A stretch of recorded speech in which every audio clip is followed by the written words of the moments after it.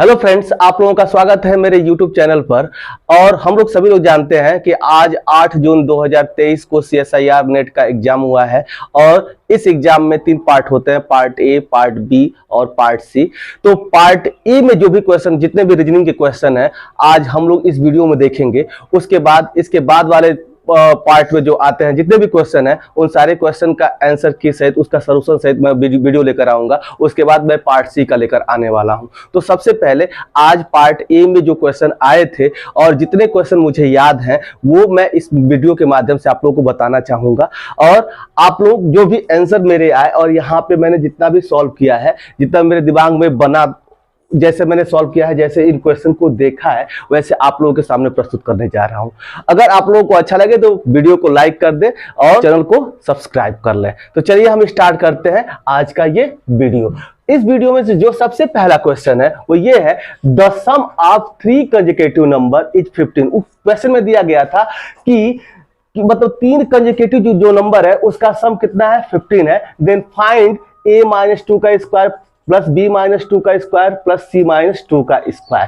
तो अगर हम देखें तो इसको आप सिंपली समझते हैं कि कोई हम एपी में नंबर लेते हैं 3 कंसेक्यूटिव, और उतना लंबा प्रोसेस हम क्यों करें। हम लोग तो इतना समझदार हैं कि हम सोच ही सकते हैं कि किन किन नंबर्स का सम कितना हो जाएगा, 15 हो जाएगा। तो आप दिमाग में ऐसे लगा सकते हैं कि 4, 5, 9 और 6, 15। तो अगर ऐसा हम 3 नंबर ले लें, 4, 5 और 6, तो 4, 5, 9 और 6, 15 हो जाएगा। और इन तीनों में से अब मान लीजिए ये ए हो गया हमारा, ये ए हो गया, ये बी हो गया, ये सी हो गया। अब कह रहा है ए में से 2 घटाए, यानी कि इस 4 में से 2 घटाएंगे, प्लस में इस 5 में से 2 घटाएंगे और इसका स्क्वायर कर देंगे, सबका स्क्वायर करना है, प्लस सी में 6 में से 2 घटाएंगे और स्क्वायर कर देंगे। अब इसी की वैल्यू ज्ञात करनी थी, तो अब इसकी वैल्यू कितनी हो जाएगी, 4 में से 2 घटाएंगे, स्क्वायर करेंगे तो ये 4 हो जाएगा।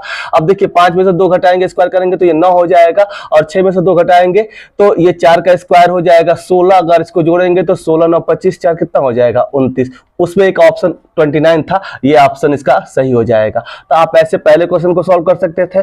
दूसरा क्वेश्चन आपसे पूछा जा रहा है, probability of appearing the same number on each cube when they are thrown simultaneously. कह रहा है कि अगर कोई 3 अगर आप क्यूब दिए जाते हैं तो सबसे पहले आपको ये बताना है कि सब पर सेम नंबर आने का, या तो 1-1 आ जाए, या तो 2-2 आ जाए, या तो 3-3 आ जाए।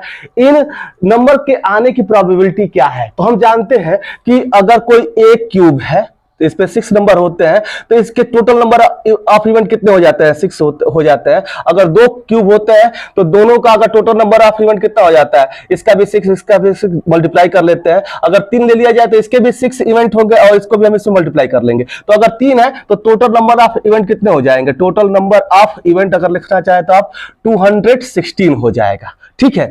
अगर इसमें यह पूछा जाता इस क्वेश्चन को केवल कि तीनों पर 1 और 1 आना चाहिए, तीनों पर एक सेम नंबर नहीं पूछा जाता, केवल कहा जाता कि तीनों पर 1 आना चाहिए।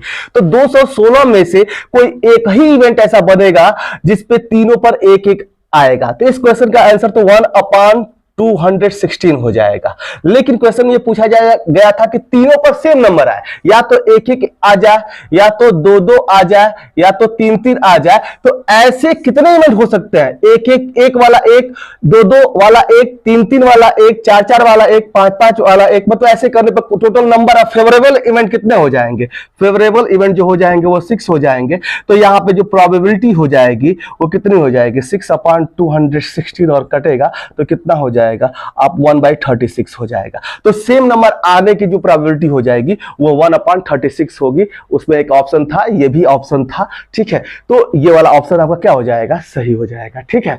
अब ये जो नेक्स्ट क्वेश्चन कह रहा है, नेक्स्ट थर्ड क्वेश्चन कह रहा है, वो ये कह रहा है कि the blood relationship of father and son among 4 male. कह रहा था कि 4 मेल दिया गया था, मेल ही थे, उसमें कोई फीमेल नहीं था। और ये पूछा जा रहा था उन चारों में आप अधिकतम कितने फादर और सन के रिलेशनशिप बना सकते हैं। तो अगर आप इसको ऐसे ही समझ सकते हैं कि अगर एक फादर है, 3 बेटे हैं, तो ये 3 रिलेशन होता है। अगर मतलब 2 फादर है, 2 बेटे हो जाए तो 2 ही बनेगा। अगर मान लीजिए 3 फादर हो जाए, एक बेटा हो जाए, तो एक ही रिलेशन बनेगा। तो मैक्सिमम इसमें रिलेशन कितने हो सकते हैं? 3 ही हो सकते हैं। तो इसका आंसर कितना हो जाएगा? थर्ड का ऑप्शन क्या हो जाएगा? इसमें 3 रिलेशन बनेंगे, तो ये थर्ड का ऑप्शन आपका, उसमें 3 ऑप्शन था, ये सही हो जाएगा। अब हम चलते हैं फोर्थ क्वेश्चन की तरफ। चौथा क्वेश्चन में कह रहा था कि 2 क्लासेस दिए गए थे, एक क्लास ए दिया गया था, दूसरा क्लास बी दिया गया था। एक क्लास ए था, दूसरा क्लास बी था। इसमें मान लीजिए कि सब में 0 से 100 नंबर तक पाने वाले बच्चों की संख्या थी। यह कहा गया कि अगर इसमें, ये क्वेश्चन में कहा था कि अगर इसमें जो 100 नंबर पाने वाला लड़का है उसको यहां भेज दिया जाए, और जो 0 नंबर पाने वाला लड़का है वो इधर आ जाए, मतलब कि 0 नंबर पाने वाला लड़का ए में आ जाए और 100 नंबर पाने वाला बी में चला जाए, तो क्या होता है? इसका जो 100 नंबर जब इसमें आएगा तो इसका परसेंटेज कितना इंक्रीज हो जाता है? इसका जो एवरेज है, इसकी जो औसत है वो 5 इंक्रीज हो जाती है। और ये जब 0 इसमें आता है तो इसका जो औसत है वो 4 क्या हो जाता है? डिक्रीज हो जाता है। तो अब हम देखेंगे कि अगर कोई एक रिप्लेसमेंट होता है तो नंबर ऑफ इवेंट तो बढ़ घट नहीं रहा है। जितने नंबर ऑफ पर्सन्स हैं या जितने नंबर ऑफ वो जो फाइंड नंबर्स हैं वो क्या रह रहा है? सेम रह रहा है। मतलब कि अगर ये 100 इधर गया तो अब 5 इसकी औसत बढ़ी, यानी कि इसमें टोटल नंबर ऑफ स्टूडेंट कितने थे? यन कितने थे? यन इक्वल्स टू इसमें था, वो कितना था? 100/5 था, मतलब 20 थे, ठीक है ना। और इधर 0 आ जाने से इसका 4 डिक्रीज हो गया, मतलब इसमें 100 इसमें इंक्रीज हुआ था और 100 इसमें घटा। 100 घटने के बाद ये डिक्रीज हुआ कितना? 4। तो अगर ये 4 डिक्रीज हुआ तो यानी कि इसमें कितने नंबर ऑफ स्टूडेंट थे? तो इसमें 100 कितने थे? 4 थे, यानी कि 25। अब पूछ रहा था, इसमें कई सारे ऑप्शन दिया गया था कि ए में और स्टूडेंट संख्या 5 अधिक है, बी में स्टूडेंटों की संख्या 5 अधिक है ए से, या दोनों में स्टूडेंटों की संख्या बराबर है। इस तरह से ऑप्शन दिया गया था। तो आप इसमें देख रहे हैं कि जो ए में है उसमें स्टूडेंटों की संख्या अधिक है, कितना? बी से 5 अधिक है। ए में 25 है और बी में कितने हैं? 20 है। तो जो आप देख रहे हैं ए में नंबर ऑफ स्टूडेंट ज्यादा है, बी के मुकाबले कितने? 5 ठो, ठीक है ना। इसमें 20 है, बी में कितने हैं? 20 है, और ए में कितने हैं? 25 है। तो ए में 5 संख्या अधिक है, ठीक है। तो हम ये चौथा क्वेश्चन ऐसे सॉल्व कर लिए। अब फिफ्थ क्वेश्चन क्या कह रहा था?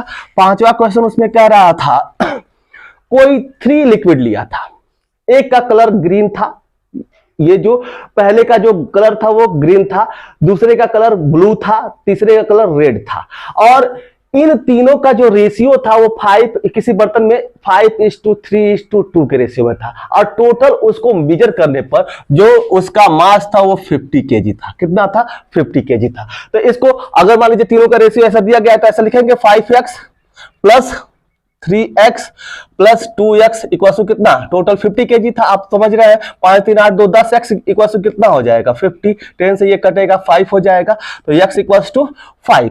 अब ये जो ये ग्रीन वाला लिक्विड था वो कितना हो जाएगा? अगर बीजी आप देखें तो कितना हो जाएगा? x की वैल्यू तो 5 आ गई, मतलब कि यहाँ पे x की वैल्यू तो कितनी आ गई? 5 आ गई। तो इसकी वैल्यू कितनी हो जाएगी? मल्टीप्लाई हो जाएगी तो बीजी 25 हो जाएगा, 25 केजी।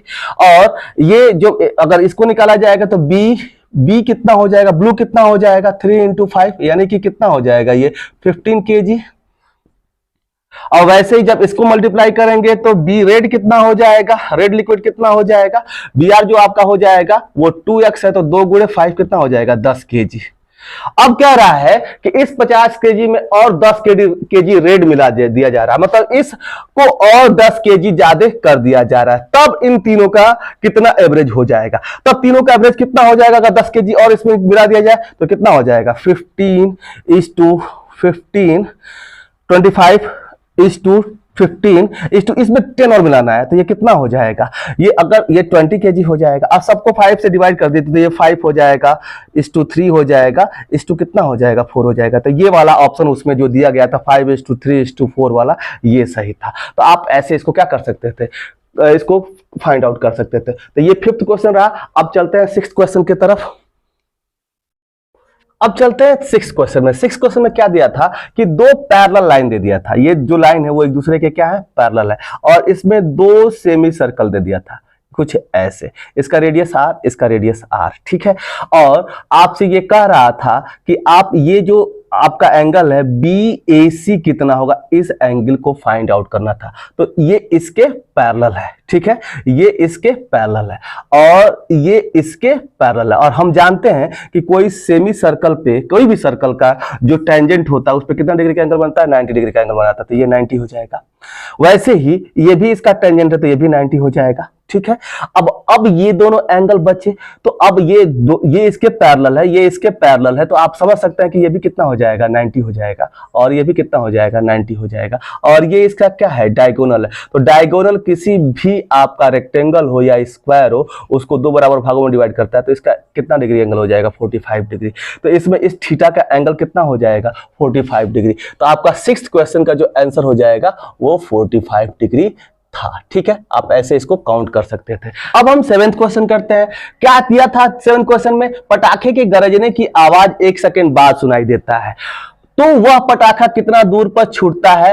अगर वेलोसिटी ऑफ साउंड दिया गया है x मीटर पर सेकंड, वेलोसिटी ऑफ लाइट दिया गया था y मीटर पर सेकंड, और ये ऑप्शन दिए गए थे। ये कह रहा है कि कोई पटाखा अगर कहीं छूटता है तो आपको 1 सेकंड बाद आपको क्या हो रहा है, सुनाई दे रहा है, ठीक है। तो आप बताइए कि वो हमसे कितना दूरी पर छूटा। तो आप देखते हैं बादल गरजता है या पटाखा छूटता है तो पहले लाइट आ जाता है क्योंकि उसकी स्पीड ज्यादा है, बाद में वो आवाज आता है क्योंकि उसकी स्पीड कम है। तो इतना तो सबको पता है। अब ये पता करना है इसमें कि वो उसकी दूरी कितनी है। तो अगर 1 सेकेंड में आया है तो जनरली वो सही पास में होगा जहां पे वो पटाखा छूटा होगा, बहुत ज्यादा दूरी पर तो नहीं होगा।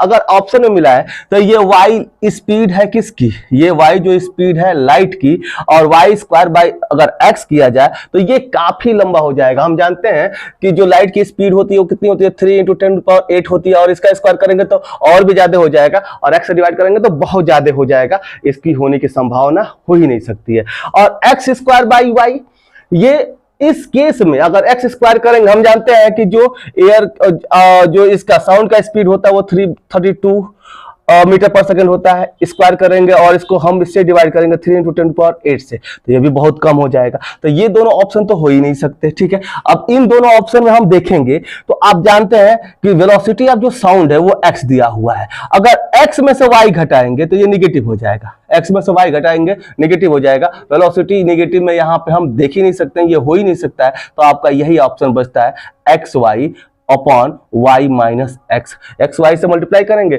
और y माइनस एक्स, यानी कि ये वाला ऑप्शन आपका क्या हो जाएगा, सही हो जाएगा, एक्स वाई अपॉन में y minus x. Seventh question का ये आंसर हो जाएगा। आप वैसे भी कर सकते थे। अब चलिए अब देखते हैं 8 नंबर, 8वां क्वेश्चन हम देखते हैं। 8वां क्वेश्चन क्या कह रहा है, ये कह रहा है कि दो नंबर ऐसे कुछ दिए गए, a इक्वल्स टू 162 का स्क्वायर प्लस c 327 का स्क्वायर और b इतना दिया गया है। इसमें से ये पूछ रहा है कि कौन a या b, मतलब दोनों या तो 489 से डिविजिबल है, कि केवल a है कि केवल b है, कि दोनों में से कोई नहीं है। तो आप देखेंगे, अगर आप जानते हैं तो ये शायद क्यूब दिया गया था, स्क्वायर नहीं था, ये क्यूब था, यहां पे क्यूब बना लेंगे, ये क्यूब था। तो हम जानते हैं कि अगर a cube plus b cube दिया हो तो हम जानते हैं कि इसका फॉर्मूला क्या होता है, a प्लस b, दूसरे ब्रैकेट में आपका ये हो जाता है a square plus b square minus a b, ये a cube plus b cube का ये फॉर्मूला होता है, ठीक है। तो अगर यहाँ पे देखिए, अगर ये वाला अगर इतना 489 से डिवाइड हो जाए तो ठीक ही है। तो अगर ये a हो गया, मान लीजिए कि ये a हो गया इसमें और ये b हो गया, अगर इन दोनों को जोड़ेंगे तो आप जोड़ के देख सकते हैं 162 और 370 और 327 को अगर इन दोनों को जोड़ेंगे तो कितना हो जाएगा, 162 और 327 अगर जोड़ा जाएगा तो ये 9 और ये 8 और ये 4, 489, ये तो डिविजिबल है, ये तो डिविजिबल है। और इसका करेंगे तो इसमें क्या हो जाता है, a cube minus b cube के फार्मूले में क्या आता है, इसमें a माइनस बी पहले ब्रैकेट में आता है। तो इस 612 में से घटा लीजिए 123 को, अगर वो भी अगर इस 489 से डिवाइडेबल है तो दोनों हो जाएंगे। तो अगर 612 में से 123 को घटाएंगे तो ये भी कितना आ जाएगा, 489 ही आ जाएगा। यानी कि a और b दोनों डिविजिबल है किससे, 489 से। यानी कि इसमें ये दोनों ऑप्शन लगाना था कि a और b दोनों डिविजिबल है किससे, 489 से। तो ये रहा आपका 8वां क्वेश्चन। अब चलते हैं 9वें क्वेश्चन की तरफ। 9वां क्वेश्चन कुछ ऐसा दिया गया था कि ये स्क्वायर दिए गए थे। एक का एरिया 2 मीटर स्क्वायर था, दूसरे का 3 मीटर स्क्वायर था, तीसरे का 24 मीटर स्क्वायर था, और इन सारे स्क्वायरों की संख्या कितनी थी, 26 दिया गया था कि सबकी संख्या कितनी है, 26 है। अब ये कह रहा है कि जो जैसे एरिया है और जो इनका नंबर ऑफ स्क्वायर है इस एरिया के रेसिप्रोकल है। मतलब कि जिसका जितना ज्यादा एरिया है उतना ही कम नंबर ऑफ स्क्वायर्स हैं। मतलब कि ये ऐसे, मतलब कि ये उसके टुकड़े उतने ही कम हैं। तो अब आप बताइए कि ये जो सबसे बड़ा वाला स्क्वायर है वो कितना होगा इन 26 में से, ये सबसे बड़े वाले जो स्क्वायर की संख्या है वो कितनी होगी, ये आपको काउंट करना था। तो आप इसको कैसे काउंट किया गया, सबसे पहले हम क्या करेंगे, इन सबका आप एलसीएम निकालेंगे। कितना हो जाएगा, 12। आप जानते हैं 2 3 4 का एलसीएम कितना हो जाएगा, 12 हो जाएगा। अब 12 हो गया। अब इनका रेशियो कितना हो जाएगा, रेसिप्रोकल में अगर लिखा जाए तो रेसिप्रोकल 12 पहले का कितना है, 12/2 12/3 12/4 हो जाएगा। ठीक है, ये रेशियो हो जाएगा। ठीक है, 26 टुकड़ों का। तो ये इनका किस रेशियो में आएगा, अगर इससे भाग देंगे तो ये 6:, कितना हो जाएगा, 4:3। ठीक है, अब ये कहा जा रहा है कि कितने नंबर ऑफ स्क्वायर है, आप कैसे निकालेंगे, 26 है तो ये इनका रेशियो 6:4:3 आया। तो 6x + 4x + 3x equals to कितना हो जाएगा, 26। सबको जोड़ेंगे तो 13x हो जाएगा। तो अब आप यहाँ पे देख सकते हैं तो इक्वल्स टू 26, 13 से ये कटेगा तो कितना हो जाएगा, 13। तो x इक्वल्स टू कितना हो जाएगा, 13। अब यही जो यहाँ पे है, जो जिसका 4 मीटर स्क्वायर एरिया है, ये इसकी संख्या कितनी है, अगर ये 13 से कटेंगे तो ये कितना हो जाएगा, 2 हो जाएगा ना। देखिए मिस्टेक हो गया था, 2। तो यहाँ x बराबर 2 हो जाएगा। तो अब इसकी संख्या कितनी हो जाएगी, 3x। सबसे बड़े स्क्वायर की जो संख्या हो जाएगी कितनी हो जाएगी, नंबर ऑफ बिग स्क्वायर हम मल्टीप्लाई कर देंगे तो कितना हो जाएगा, यहाँ पे ये आप इससे मल्टीप्लाई कर लीजिए, 3 × x की वैल्यू 2 आई, कितना आएगा, 6। तो इसका ऑप्शन देखिए, यही सब ऑप्शन था, इसमें 6 वाला ऑप्शन क्या था, सही हो जाएगा। अब ये देखिए, आपने इसको भी कर लिया, 9वें क्वेश्चन को भी कर लिया। अब 10वां क्वेश्चन क्या था, 10वां क्वेश्चन था कॉस्ट प्राइस। मान लो कि कोई कॉस्ट प्राइस है, वहां पर दिया गया था कि किसी भी क्रय मूल्य, किसी वस्तु का क्रय मूल्य 20% पहले क्या कर दिया जाए, बढ़ा दिया जाए। उसके बाद से अगर उस पर 10% का क्या कर दिया जाए, डिस्काउंट दे दिया जाए, तो उसको कितने रुपए में बेचा गया, 2160 में बेचा गया। तो उसका क्रय मूल्य यानी कि कॉस्ट प्राइस कितना था, ये आपको फाइंड आउट करना है। ठीक है, तो मान लीजिए कि इसका जो कॉस्ट प्राइस है वो x रुपीज है। इसमें पहले कितना बढ़ाया गया, 20% बढ़ाया गया, यानी कि 120/100 हो जाएगा। उसके बाद से डिस्काउंट कितना किया गया, इसमें 10% का डिस्काउंट किया गया, तो ये कितना हो जाएगा, 10% का डिस्काउंट मीन्स 90/ कितना हो जाएगा, इसको 90/100, 10% का ये डिस्काउंट हो गया इसका। और ये किसके बराबर आया, 2160 के बराबर आया। ठीक है, अब यहां से क्या करेंगे, जो जिससे कट रहा है उससे कट कर दीजिए। 1 0 से 1 0 कटा, ये 0 से ये 0 कटा। अब ये देखिए, इसको 4 से काट दीजिए, तो ये 3 टाइम में कटेगा। और ये कितना हो जाएगा, ये अगर 4 से 25 टाइम में कटेगा। ठीक है, तो अब इससे इसको कट कर दीजिए। चलिए 9 से कट करते हैं। सबसे पहले इसको 9 से कट करेंगे तो 9 दूना 18, 3 9 चौको 36, 240 हो जाएगा। और उसके बाद से इससे 3 से कट कर दीजिए, तो इसको 3 से कट करेंगे तो कितना हो जाएगा, ये 3/24, ये 80 हो जाएगा। ठीक है, अब इससे x से मल्टीप्लाई कर दीजिए, तो 80 गुणे कितना हो गया, 80 गुणे 25 हो गया। अब ये 1 0 हो जाएगा, 25 बट्टे कितना हो जाएगा, 200, 25 बटे कितना होता है 200 होता है, तो ये इसका 2000 आंसर हो जाएगा। इसका जो कॉस्ट प्राइस था कितना था 2000 रुपया था। इस तरह से आप इसको क्या कर सकते हैं फाइंड आउट कर सकते हैं, जो इसमें ऑप्शन दिया गया था कि 2000 रुपया इसमें आप लिख सकते हैं। तो ये तो आपका 10वां क्वेश्चन हुआ।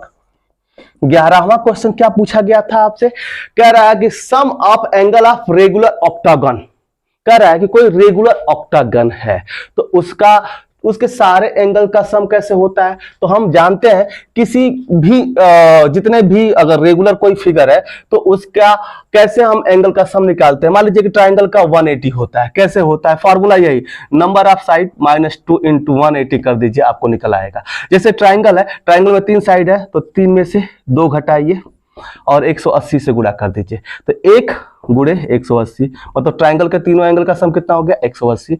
अगर ये 4 है तो यहाँ पे 4 रखिए, 4 से घटाएंगे तो ये 2 होगा, ये कितना 18 दूना 360 हो जाएगा। वैसे ही यहाँ पे 5 है, 3 रखिए कितना हो जाएगा 540 हो जाएगा। ऐसे ही यहाँ 6 रखिए, यहाँ 4, 18 चौक 72 720 हो जाएगा। अब वैसे ही आप यहाँ पे क्या रख सकते हैं 8 रख सकते हैं, 8 में 2 घटाइए, यहाँ पे 6 आएगा, 18 छक्के 108 होता है तो 108 लिखिए, 0 लगाइए, 1080। तो इसमें कौन सा ऑप्शन आपका सही होगा 1080 डिग्री का एंगल बनेगा। टोटल सारे एंगल का सम कितना हो जाएगा 1080 डिग्री हो जाएगा। अब हम चलते हैं लास्ट क्वेश्चन। अब ये हम 12वां क्वेश्चन करते हैं, ठीक है। अब कह रहा ये जीडीपी पर क्वेश्चन पूछा गया था, ग्राफ बेसिस पे था, मतलब कि अमेरिका की जीडीपी 3 देश दे दिया गया था कुछ ऐसे ए बी सी। एक मान लीजिए कि एक में जीडीपी दे दिया गया था, जीडीपी, और दूसरी जगह आपको निकालना था कि पर व्यक्ति आय कितना था, ठीक है ना। तो पर व्यक्ति आय कितना था, तो इस क्वेश्चन का जो आंसर था उसका जो ऑप्शन वहां पर मैंने निकाला था वो क्या आया था, पहले बी वाला देश आया था, फिर सी वाला आया था, फिर ए वाला आया था। तो ये BCA ऑप्शन सही था। ये हमको कंप्लीटली याद नहीं है, वो उसमें क्या फिगर दिए गए थे, क्या नंबर दिए गए थे वो मुझे याद नहीं है, इसलिए इसका ऑप्शन मेरा BCA आया था। तो इसका आपका आंसर क्या हो जाएगा BCA हो जाएगा।